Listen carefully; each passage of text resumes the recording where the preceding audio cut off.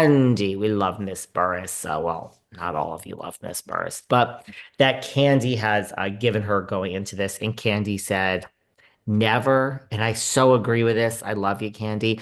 Never ever read the comments. Don't live in the comments. Just ignore, ignore, ignore.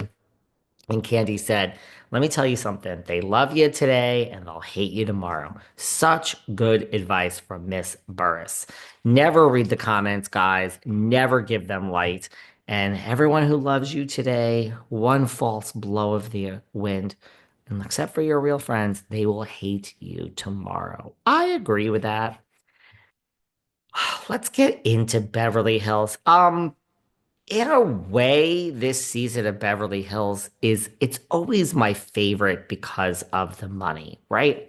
But in a way, this episode was boring as fuck. Like what really happened? Good episode, right? Because they're so rich. But what is really happening on Beverly Hills? A whole lot of nothing. A whole lot of nothing. And by the way, then I have some stuff to say about Teresa. If we have time, we'll talk about the four new Bravo podcasts that dropped this week, well, that are coming.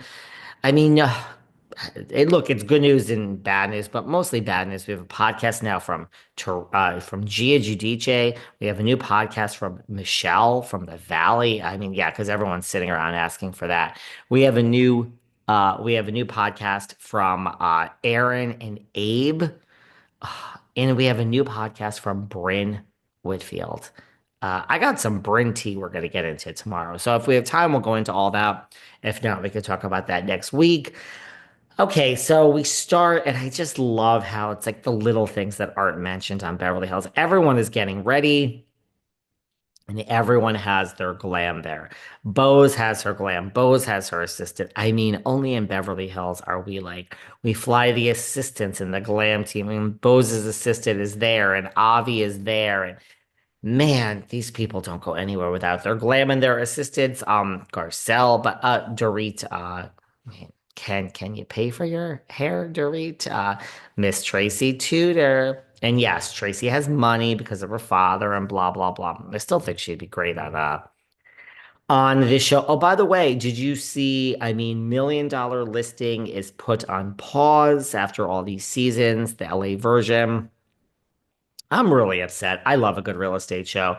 I'm still not over Million Dollar Listing. Well, I am over Million Dollar Listing, New York being put on pause because Frederick Eklund, a hard pass for me. The guy is a hard fucking pass for me, guys.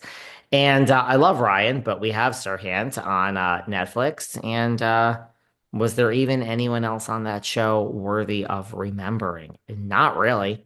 So, hi, Frederick. So, but I'm upset that LA is put on hold. Not a Josh Flagg fan. I think he's a total fucking asshole. But loved Tracy and love Alden. I love Josh Alden. Okay, let's get into it today. So they're all getting ready, and Garcelle and Kyle show up, and they're wearing the same thing. See, I think this shows. I don't think things like that are staged. I think this shows that there is some shred of authenticity to these shows because. I mean, I think they're thrilled when Garcelle gets ready and Kyle gets ready and they wear the same thing. And then they flash back where Kyle's wearing the same thing as Brenna. But let's not forget, Erica also wore it. Remember, there was a party at the house with Tom, and they both were wearing that pink dress. I mean, honey, who wore it better, Erica or Rinna? That's not a bet that I want to get involved in because they're just both got such great style. So they're wearing the same thing, and here we are, and Garcelle is shady. Garcelle is like, I said she dressed like shit, and now this is my karma because I'm wearing the same thing as her. You know, let's not underestimate Garcelle. She is one shady biatch. She was recently on Watch What Happens this week, and we got to talk about that afterwards because she is a shady biatch, which that's the job. So, I mean, I think Garcelle is doing the job. I really think this whole same cast is coming back. I really, truly do. And they go to this restaurant, and everyone is like, it's so gorgeous. It's so gorgeous. It's so gorgeous. Well, Kathy Hilton reminds us, honey, we have 4 days left of the trip. Bose is like, look at this, and we're all getting along. And poor Bose, she still isn't. We talk about the psychics, and we've had them on. I actually, I mean, I thought of this the other day. I want to ask the psychic. I don't know. I think maybe we'll have Psychic Robin back next. I want to ask them, like, how is Bose doing? Like, she's here, it's her new job, she's a marketing expert. How is she actually doing? Like, I mean, I know it seems she's just so naive. I love Bose, but she's just so naive. Like, she doesn't get it. She doesn't get it. It's like, girl, there's nothing you're gonna do. It's just we are going to give you a horrible, disgusting edit, and the whole world is gonna fucking hate you. Not this season, probably not next season, but eventually, girl, it's gonna be your time. So she's sitting there. Oh, I got this housewife thing figured out. Bose, it's nothing personal. You are a corporate genius, marketing. Where did she work? Pepsi and Amazon, right? I mean, Netflix, I remember. I don't know the other ones. But girl, it don't matter. We're gonna come for you, baby. We're gonna come for you. And it ain't gonna be good when we come. When we come knocking, it ain't gonna be good. So you know, there you are. She doesn't get it. She's like, oh, what a great restaurant, Kathy Hilton's like, honey, we have 4 days left, darling.